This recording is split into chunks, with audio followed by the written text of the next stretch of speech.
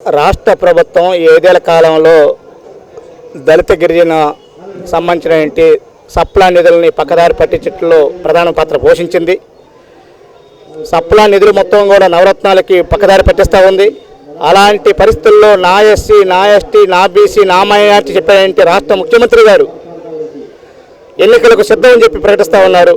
ఒక పక్క దళితులు, గిరిజనులు, బలైన వర్గాల యొక్క నిధులను పక్కదారి పట్టిస్తూ ఎస్సీ, ఎస్టీ కార్పొరేషన్ నిర్వీర్యం చేసి, మాలా మాదిగ రెల్లి కార్పొరేషన్ నిర్వీర్యం చేసి, ఒక్క రూపాయి కూడా కేటాయించుకొని ఖర్చు చేయకుండా ఆ రకమైన దుర్మార్గమైన పరిస్థితుల్లో కొనసాగుతూ ఎన్నిక సిద్ధమని చెప్పేది సిగ్గుచేట విషయంగా మేము భావిస్తూ ఉన్నాం. రెండోది, ఈరోజు ఎన్టీఆర్ జిల్లాలో విజయవాడలో 120 అడుగుల అంబేద్కర్ విగ్రహాన్ని పెట్టడం అనేది పెట్టారు. అది అభినందనకర విషయం. కానీ అంబేద్కర్ గారి యొక్క విధానాలని, అంబేద్కర్ గారి సిద్ధాంతాలని పక్కన డైవర్ట్ చేస్తూ హిందూ మతోన్మాద మోడీకి తాకట్టు పెడుతూ ఆ రకంగా ఈ అంబేద్కర్ విగ్రహాన్ని పెట్టి ఓట్లు అందుకోవటం అనేది కాదు. ఈరోజు ఎస్సీ, ఎస్టీ సప్లా చట్టం ప్రకారంగా నిధులు కేటాయించి ఖర్చు చేయాలి. ఆ నిధులకి ఖర్చు చేసుకోవడం ఒక ప్రయత్నం చేయాలి.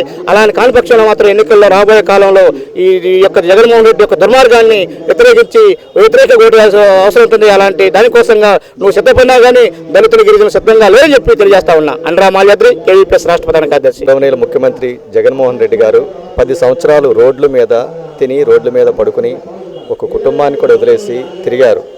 ఆయన్ని అందరూ నమ్మారు. ఆ 10 సంవత్సరాలు తిరిగిన దానికి 5 సంవత్సరాలు చేసిన దానికి ఏమన్నా తేడా ఉందా? పబ్లిక్ని కానీ, ప్రజలను కానీ, ఉద్యోగాలను కానీ, ఉపాధ్యాయులను కానీ, పెన్షనర్ని కానీ ఎంత ఇబ్బంది పెడుతున్నారంటే మిమ్మల్ని అందరూ నమ్ముకుని అంత మెజారిటీ తీసుకురావడానికి కారణం మూలాలని మీరు వదిలేస్తున్నారు. అదొక్కసారి సరి చేసుకోండి. మరలా రావాలి అంటున్నారు. మరలా ఎలా వస్తారు? ఇంతమందిని ఇన్ని ఇబ్బందులు పెట్టి మీరు 10 సంవత్సరాలు ఎలా తిరిగారు, ఎందుకు తిరిగారు? ఒక్కసారి ఆ సీటు కోసమే మీరు తిరిగారు. అదే సీటును వదిలేసి మళ్ళీ నేల విడిచి సాము చేస్తున్నట్లు ఉంది. అందువలన ఉపాధ్యాయుల్ని, ఉద్యోగుల్ని, పెన్షనర్ని అందరినీ మళ్ళీ దగ్గర చేసుకోవడానికి మీరు ఏం చేయాలో అవి అవలంబించండి. మీరే అన్నదే కదా, సిపిఎస్ తీసేస్తా నేను వారం రోజుల్లోనే, నెల రోజులని, సంవత్సరం అని ఎన్ని సంవత్సరాల నుంచి ఇది గడుపుతున్నారు. అది మీరన్నదే, మేము అన్నది కాదు. మేము అలా చేస్తాం కాబట్టి మీరు మద్దతు ఇవ్వమంటే అన్ని సంఘాలు మీకు మద్దతు ఇచ్చాయి.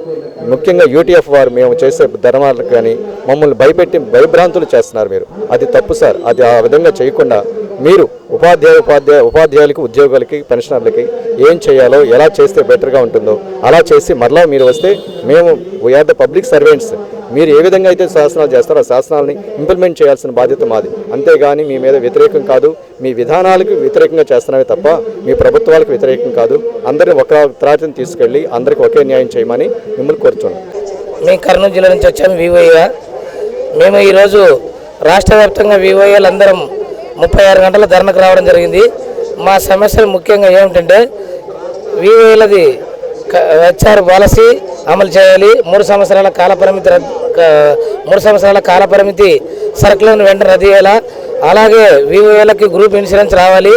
అలాగే రాష్ట్ర వ్యాప్తంగా 28,000 మంది వివోఏలు ఉన్నారు. మాకు కనీస వేతనం ఇవ్వకుండా 8,000 ఇస్తున్నాడు. 8,000 నెలకు వచ్చేసి ఒక 6-7 మీటింగులు జరుగుతాయి. ఆ మీటింగుల పోనీకనే మాకు 3,000 దాకా ఖర్చు వస్తుంది.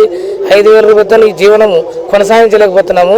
కాబట్టి ప్రభుత్వం ఆలోచించి మాకు తగిన న్యాయం చేస్తారని ముఖ్యమంత్రి గారికి విజ్ఞప్తి చేయడం జరుగుతుంది. అలాగే చేయలేని పక్షాలు ఉంటే 2 నెలలు ఉంటే ఎన్నికలు వస్తున్నాయి.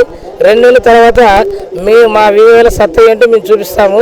కాబట్టి ముఖ్యమంత్రి గారు ఆలోచన చేసి వెంటనే మా సమస్యలు ఏవైతే ఉన్నాయో డిమాండ్ పరిష్కరించి అందరికీ న్యాయం చేకూరుస్తారని చెప్పేసి అడుగుతూ మేమందరం ఈరోజు 36 గంటలు అంటే ఈరోజు లాస్ట్ అవుతుంది.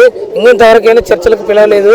చర్చలు పిలుస్తామని చెప్పి ఇంకా పిలవలేదు. 4 గంటలకు రమ్మన్నారు.